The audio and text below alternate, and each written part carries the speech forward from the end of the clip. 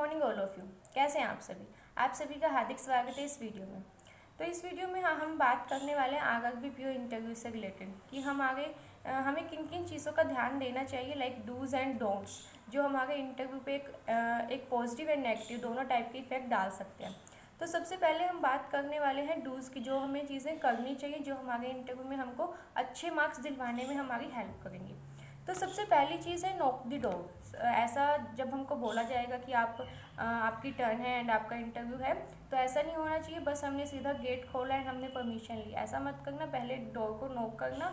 इससे क्या होगा कि एक टाइप से हम अलर्ट करते हैं कि कोई मतलब कोई पर्सन आने वाला है, कोई स्टूडेंट आने वाला है। तो एक कॉमन सेंस होती है, एक अच्छे वे में अच्छा आपका इंप्रेशन डालेगा। तो पहले आप डोर को नॉक करना एंड उसके बाद परमिशन लेना कि मे आई कम इन सर, मे आई कम इन मैम। उसके बाद आप एंटर करना। एंटर करने के बाद सभी पैनल मेंबर्स को ग्रीट करना।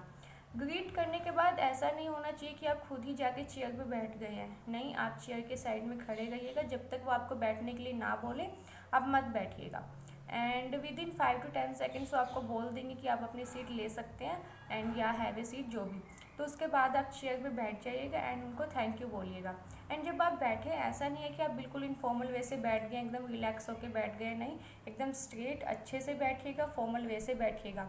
आपका बॉडी पोस्चर बिल्कुल उधर इम्पोर्टेंस रखने वाला है, वो एक एक चीज़ आपकी नोट करेंगे, तो अच्छे वे से बैठिएगा। एंड उसके बाद जब आप बैठेंगे तो ऑफकोर्स आपका आई कॉन्टैक्ट होगा, तो आप अपने आप में कॉन्फिडेंस रखिएगा, स्माइली फेस रखिएगा। ऐसा करने से क्या होगा कि पैनल मेंबर्स को लगेगा कि हाँ, जो स्टूडेंट आया है वो काफ़ी कॉन्फिडेंट है। तो एक वो अच्छा इंप्रेशन जाएगा आपका पैनल मेंबर्स के ऊपर। तो एक कॉन्फिडेंस एंड स्माइल फेस के साथ ही आप वहाँ पे बैठिएगा। एंड उसके बाद ऑफकोर्स वो आपसे क्वेश्चंस पूछना स्टार्ट करेंगे। तो क्वेश्चन जब वो पूछे तो उसके आंसर्स के टाइम आप आई कांटेक्ट बना के रखिएगा। जिस भी पैनल मेंबर्स ने आपसे क्वेश्चन पूछे उनसे तो आपको आई कांटेक्ट बनानी ही है। साथ में जो अदर्स पैनल मेंबर्स है, थोड़ा सा आपको उनको भी देखना होगा, ताकि वो एक लगे कि बिल्कुल उनको इग्नोर नहीं कर दिया।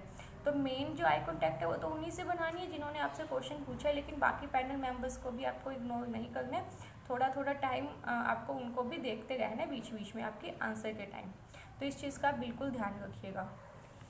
एंड कई बार क्या होता है कि वो जब आपसे क्वेश्चन पूछेंगे, कुछ एक सिचुएशन ऐसी होंगी कि मे बी हमें उसका आंसर नहीं आता होगा, तो बिल्कुल भी सॉरी बोलने में हेजिटेशन मत कीजिएगा, लेकिन थोड़ा सा एक मैनर्स में बोलिएगा, सॉरी पॉलिसी कीजिएगा, कोई प्रॉब्लम नहीं है उस चीज़ में, लेकिन एक अच्छे ढंग से बोलिएगा। ऐसा नहीं होना चाहिए कि बस उन्होंने क्वेश्चन बोला और आपने सीधा सॉरी बोला। थोड़ा सोचिए, पॉज लीजिए उस पर एंड उसके बाद सॉरी बोलिए एंड बोलिए कि मैं इसके बारे में बाद में सीख लूँगी, लर्न कर लूँगी एंड चीज़ें मैं कर लूँगी। ऐसा नहीं है बस सॉरी बोला और बात ख़त्म। एंड उसके बाद आपको क्या करना है कि जब आप क्वेश्चन के आंसर दे रहे होंगे तो अपने हैंड्स को यूज़ कीजिएगा। ऐसा नहीं है कि बस आप सीधा बैठे और बिल्कुल बस बोल ही जा रहे हैं, अपने हैंड मूवमेंट्स का यूज़ ही नहीं कर रहे हैं। तो अपने हैंड्स को यूज़ कीजिएगा, क्योंकि जितना आप अपने हैंड्स को यूज़ करेंगे वो एक अच्छी चीज़ होगी, एक अच्छा इंप्रेशन डालेगी पैनल मेंबर्स के ऊपर एंड इवन आप ज़्यादा कॉन्फिडेंट लगेंगे अपने आंसरिंग के टाइम पे। तो ये कुछ चीज़ें जो आपको ध्यान रखनी है उस टाइम पे, जो आपको करनी है। एंड कुछ चीज़ें ऐसी हैं जो आपको बिल्कुल भी नहीं करनी है। पहली चीज़ तो ये, आपको बिल्कुल फंबल नहीं करना है कि उन्होंने कुछ पूछा एंड आपको अपना अच्छा इंप्रेशन दिखाना है, आप इंग्लिश में बोल रहे हैं या कुछ, एंड आपको चीज़ें बोलने में डिफ़िकल्टी आ गई है लेकिन आपको बोलनी इंग्लिश है, तो आप बीच में बहुत ज़्यादा फंबल कर गए। तो ऐसा मत कीजिएगा। जिस लैंग्वेज में आप कंफर्टेबल हो उस लैंग्वेज में ही आंसर दीजिएगा। ज़्यादा फंबल करेंगे तो बिल्कुल भी अच्छे इंप्रेशन नहीं डालेगा पैनल मेंबर्स के ऊपर। तो प्लीज़ ऐसी गलती मत कीजिएगा। फंबल को जितना हो सके उतना अवॉइड कीजिएगा। Second thing is, panel members के साथ आर्ग्यूमेंट बिल्कुल मत कीजिए। कुछ पैनल मेंबर्स होते हैं, कोई ऐसा टॉपिक होता है, मे बी थोड़ा सा आर्ग्यूइंग टॉपिक होगा, लेकिन आपको जितना हो सके आर्ग्यू से एस्केप करना है, बिल्कुल भी आर्ग्यूमेंट में इन्वॉल्व नहीं होना है। ऐसा करोगे, अगर आप किसी भी आर्ग्यूमेंट में इन्वॉल्व होते हो तो उधर आपका मतलब इंटरव्यू बिल्कुल ख़त्म, वो बिल्कुल एक नेगेटिव इम्पैक्ट डालेगा आपके इंटरव्यू पे। तो किसी भी आर्ग्यूमेंट में आपको नहीं जाना है। And third thing is,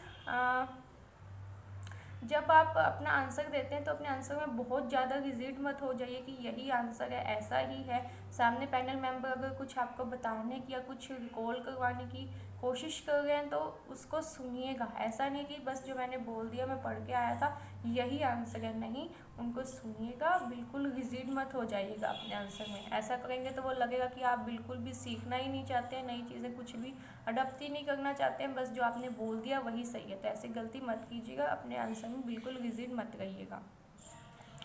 and next thing is, बहुत सारे पैनल मेंबर्स क्या करते हैं कि वो आपके पेशेंस का टेस्ट भी लेते हैं। तो वो क्या करेंगे, आपको जानबूझ के ऐसी सिचुएशन में डालेंगे जहाँ आपको गुस्सा आए।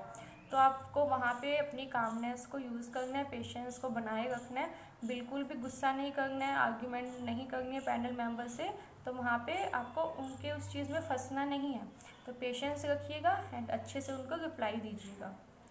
एंड नेक्स्ट थिंग इज़, जैसे कि हम बैठे हैं, उन्होंने कोई क्वेश्चन पूछा, हम अननेसेसरीली मूव कर गए, इधर पूछा हम इधर ज़्यादा ही उधर टर्न हो गए हैं, कहीं और से पूछा हम एकदम से टर्न हो गए हैं।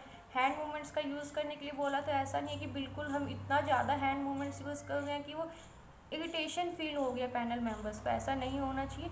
सब कुछ एक लिमिट में कीजिएगा। बहुत ज़्यादा कुछ भी चीज़ करेंगे तो वो बिल्कुल आपके इंटरव्यू पे नेगेटिव इफेक्ट ही डालेगी। तो बिल्कुल इस चीज़ का ध्यान रखिएगा, अननेसेसरली मूवमेंट मत कीजिएगा वहाँ पे। एंड लास्ट थिंग इज़, अपनी नॉलेज का ओवर शो मत कीजिएगा कि मुझे ये भी मालूम है, मुझे वो भी मालूम है। जितना आपसे पूछा जाए उसी का आंसर दीजिएगा। अननेसेसरी अपनी नॉलेज को जितना आप शो करेंगे वो एक नेगेटिव इम्पैक्ट ही डालेगा, क्योंकि जितना आपने अपनी नॉलेज को ओवर शो किया हुआ उससे रिलेटेड बहुत एक नेक्स्ट लेवल पे क्वेश्चंस को लेके जाएंगे जहाँ तक आपकी रीच फिर नहीं हो पाएगी। तो जितना आपसे पूछा जाए उतना ही आंसर दीजिएगा, बहुत ज़्यादा उसको इलास्टिक की तरह खींचने की नीड नहीं है। तो मेन चीज़ यही है, जितना पूछा जाए उतना जवाब दीजिए, अननेसेसरी टॉक मत कीजिए, कॉन्फिडेंस के साथ बैठिए, स्माइली फेस रखिए, एंड कुछ भी नहीं आता है तो सॉरी बोल दीजिए, एंड एक कॉन्फिडेंस के साथ रहिएगा वहाँ पे। एंड अपने हैंड मूवमेंट्स को जितना हो सके नहीं, अननेसेसरी यूज़ मत कीजिए, लेकिन जैसे हम नॉर्मली किसी से बात करते हैं अपने हैंड मूवमेंट्स को यूज़ करते हैं, हैंड्स का यूज़ करते हैं, तो वैसे ही कीजिएगा। एंड आई गेस कल से 1 नवंबर से आप सभी के इंटरव्यू स्टार्ट होने वाले हैं, तो बिल्कुल भी डरने की कोई नीड नहीं है, आपका इंटरव्यू बिल्कुल अच्छा ही जाएगा। एंड इन चीज़ों का बिल्कुल ध्यान रखिएगा, ये बिल्कुल बेसिक कॉमन सेंस की चीज़ें, अगर आपने यहाँ पे भी मिस्टेक की तो आपके इंटरव्यू पे काफ़ी नेगेटिव इफेक्ट डालेंगे। तो इन चीज़ों का ध्यान रखिए। इन चीज़ों को भी अगर आप बना के रखते हैं अपने इंटरव्यू के टाइम पे तो लगेगा कि आप एक कॉन्फिडेंट पर्सन है, आपकी पर्सनैलिटी काफ़ी अच्छी है। तो ये चीज़ें भी आपको मार्क्स दिलवाने में काफ़ी ज़्यादा हेल्प करेंगी। तो इन चीज़ों का ध्यान रखिएगा। एंड इंटरव्यू ख़त्म हो जाने के बाद वो बोलेंगे कि आप जा सकते हैं या हो गया, तो उनको थैंक यू बोलिए, हैव ए गुड डे बोलिए, एंड वहाँ से निकल जाइए। एंड गेट को क्लोज़ करके ही आना, ऐसे नहीं बस गेट खोला आप आगे उधर गेट मतलब ओपन नहीं है, ऐसा मत कीजिएगा, गेट को क्लोज़ करके ही बाहर निकलिएगा। तो ये थी कुछ चीज़ें जिनका आपको ध्यान रखना है आरआरबी इंटरव्यू के टाइम, आरआरबी के इंटरव्यू के टाइम पे। तो इनका ध्यान रखिए एंड इंटरव्यू देखिए आइए, एंड सभी का इंटरव्यू बहुत अच्छा जाएगा। And all the best for your interview, and thank you for watching this video. Thank you so much.